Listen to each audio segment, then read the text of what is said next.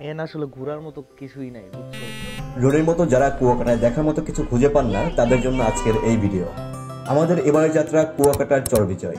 এখানে আপনি দেখতে পাবেন হাজার হাজার অতিথি পাখি, আরো আছে লাল কাঁকড়া। দেখে মনে হবে লাল কার্পেট বিছানো কোনো এক স্বর্গরাজ্য, এবং খুব কাছ থেকে জেলেদের মাছ ধরা উপভোগ করতে পারবেন। বাংলাদেশের অন্যতম সমুদ্র সৈকত কুয়াকাটা। এখান থেকে একই সাথে সূর্যাস্ত এবং সূর্যোদয় দেখা যায়। কিন্তু আপনি জানেন কি, কুয়াকাটার কাছেই বঙ্গোপসাগরের বুকে জেগে উঠেছে নতুন এক দ্বীপ চরবিজয়। যাচ্ছি তবু যাচ্ছি না, আবার আসবো ফিরে এই ধানসিঁড়িটির তীরে, হয়তো মানুষ না। আজকের আমাদের যাত্রা চরবিজয়। যাচ্ছি নেটওয়ার্কের বাইরে।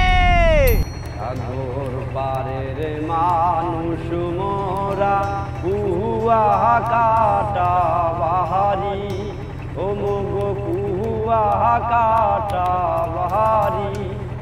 গরি নাহাও ডিঙ্গিতে চলা ফেরা, নাহাও ডিঙ্গিতে চলা ফেরা, নাই রে ঘোড়ার গাড়ি।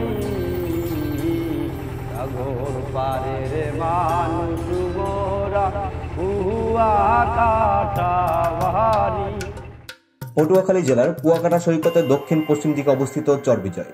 প্রাকৃতিক সৌন্দর্যে ভরপুর এই চরটি প্রথম জনসম্মুখে আসে 2017 সালে। বর্তমানে এটি পর্যটকদের জন্য নতুন এক আকর্ষণ। এটি জেলেদের কাছে হাইরে চর নামেও পরিচিত। বোটের উপর বসে সমুদ্রের বাতাস গায়ে মেখে ছুটে চলা, এটা কি মিস করা যায়? কুয়াকাটা সৈকত থেকে ট্রলারে 1.5 ঘন্টা এবং স্পিড বোটে মাত্র 30 থেকে 40 মিনিট গেলেই পৌঁছে যাবেন এই স্বপ্নের দ্বীপে। দুঃসাহসিক ভ্রমণ প্রেমীদের জন্য এটি এক স্বর্গরাজ্য। এখানে রয়েছে প্রশস্ত সাদাবালির সৈকত আর নীরব প্রকৃতি। শীতকালে এখানে হাজার হাজার পাখি আসে, যা পাখি প্রেমীদের জন্য দারুণ এক অভিজ্ঞতা। রয়েছে হাজার হাজার লাল কাঁকড়া। দেখে মনে হবে লাল কার্পেট বিছানো কোনো এক স্বর্গরাজ্য। এখান থেকেও সূর্যোদয় এবং সূর্যাস্ত উপভোগ করা যায়, যা বাংলাদেশের খুব কম জায়গায় সম্ভব। চরবিজয় এখনো এক রহস্যময় সৌন্দর্যের আধার, যা প্রকৃতির খেয়ালে গড়ে উঠেছে। আর তাই ব্যাগ গুছিয়ে এবার ঘুরে আসুন চরবিজয়।